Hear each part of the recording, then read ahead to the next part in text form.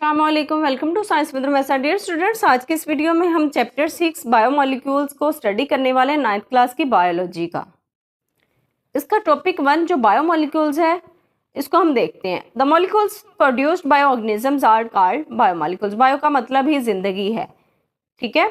अब वो कहते हैं कि जानदारों के जरिए जो भी मॉलिक्यूल्स प्रोड्यूस होते हैं उनको बायोमोलिक्यूल्स कहते हैं या बायोलॉजिकल मॉलिक्यूल्स कहते हैं। They include carbohydrates, lipids, proteins and nucleic acid. अब बायोमोलिक्यूल्स में कौन कौन से शामिल हैं? कार्बोहाइड्रेट्स शामिल हैं, लिपिड्स शामिल हैं, प्रोटीन्स शामिल हैं और न्यूक्लिक एसिड्स शामिल हैं। इनको 1 बाय 1 नेक्स्ट वीडियोस में हम स्टडी करने वाले हैं। They are mostly large in size and are called macromolecules. वो कहते हैं वो मॉलिक्यूल्स जो अपने साइज में बड़े हैं उनको हम मैक्रोमोलिक्यूल्स का नाम देंगे और जो छोटे होंगे उनको माइक्रोमोलिक्यूल्स का नाम देंगे। Biomolecules play crucial roles in the structure and functions in organisms. Biomolecules जो हैं जानदारों के जो भी फंक्शंस होते हैं या स्ट्रक्चर्स होते हैं उनमें बहुत ही अहम किरदार अदा करते हैं। The following table mention important biomolecules and their functions. Next page पे जो टेबल दिया गया है वो बहुत ही अहम बायोमोलिक्यूल्स और उनके अफ़आल को जाहिर कर रहा है। यहाँ पे आप देख सकते हैं कि बायोमोलिक्यूल्स एंड देयर फंक्शंस। अब बायोमोलिक्यूल्स के यहाँ पे कौन कौन से दिए हुए? Carbohydrates, proteins, lipids, DNA and RNA. अब जो कार्बोहाइड्रेट्स है ये सेल के साइटोप्लाज्म में पाए जाते हैं, सेल मेम्ब्रेन में पाए जाते हैं। ये वाले शॉर्ट क्वेश्चंस के तौर पे भी आ सकते हैं, एमसीक्यूज के तौर पे भी आ सकते हैं। ये बहुत ही इंपॉर्टेंट टॉपिक है।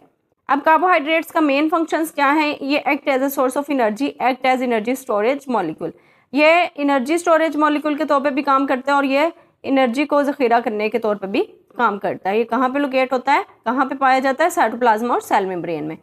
प्रोटीन्स कहाँ पे पाई जाती हैं? सेल मेम्ब्रेन में, सेल के सेल मेम्ब्रेन में पाई जाती हैं, साइटोप्लाज्म में पाई जाती है, एंडोप्लाज्मिक रेटिकुलम में पाई जाती है, गोल्गी एपरेटस में पाई जाती है, लाइसोसोम्स और माइटोकॉन्ड्रिया, इन सारी जगहों में प्रोटीन्स पाई जाती हैं। अब प्रोटीन्स का काम क्या होता है? Many protein act as enzymes. वो कहते हैं बहुत ज़्यादा जो प्रोटीन्स हैं वो एंजाइम्स के तौर पर काम करती हैं। सम हार्मोन्स आर प्रोटीन्स। और जो हार्मोन्स होती हैं जैसे कि हमने इंसुलिन, ग्लूकागोन वगैरह पिछली वीडियोस में पढ़े, वो भी क्या होते हैं? प्रोटीन्स होते हैं। Make membranes and many other structures in cells. के सेल्स के अंदर जो भी दूसरे स्ट्रक्चर्स होते हैं या मेम्ब्रेन्स होती हैं उनको कौन बना रहा होता है? प्रोटीन्स बना रही होती हैं। और ये सेलुलर ट्रैफिक जो होती है उसको भी कंट्रोल कर रही होती हैं। नेक्स्ट है लिपिड्स। लिपिड्स कहाँ पे पाए जाते हैं? सेल मेम्ब्रेन और साइटोप्लाज्म में पाए जाते हैं।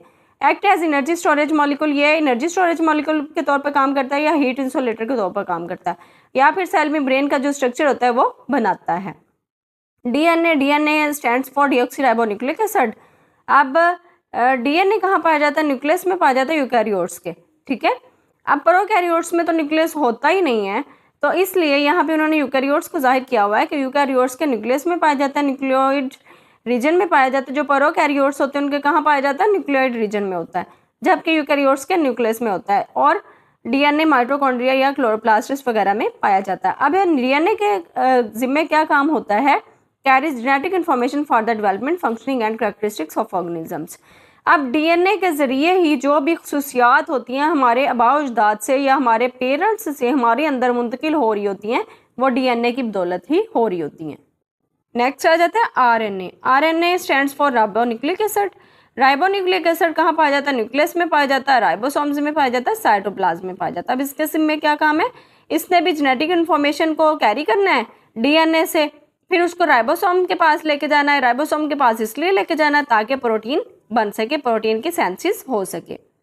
अब वो कहते हैं biomolecules make the 93% of dry mass of protoplasm. जो बायोमोलिक्यूल्स हैं यानी ये जो carbohydrates, proteins, lipids, DNA, RNA हैं ये प्रोटोप्लाज्म का टोटल 93% हिस्सा बनाते हैं। The remaining 7% of dry mass comprise the vitamin, inorganic substances like carbon dioxide, acids, basis and salts. के जो बाकी 7% यानी 7% जो बाकी ड्राई मास होता है वो किस पे मुश्तमिल होता है? विटामिन पे होता है या फिर कार्बोहाइड्रेट्स, एसिड्स या बेसिस या सॉल्ट्स वगैरह पे मुश्तमिल होता है। यहाँ पे नीचे उन्होंने परसेंटेज भी बताई हुई है बायोमोलिक्यूल्स की और ड्राई मास की परसेंटेज। प्रोटीन्स जो है 50% पाई जाती है, न्यूक्लिक एसिड्स जो हैं वो 18% पाए जाते हैं, कार्बोहाइड्रेट्स 15% पाए जाते हैं, लिपिड्स जो हैं वो 10% पाए जाते हैं।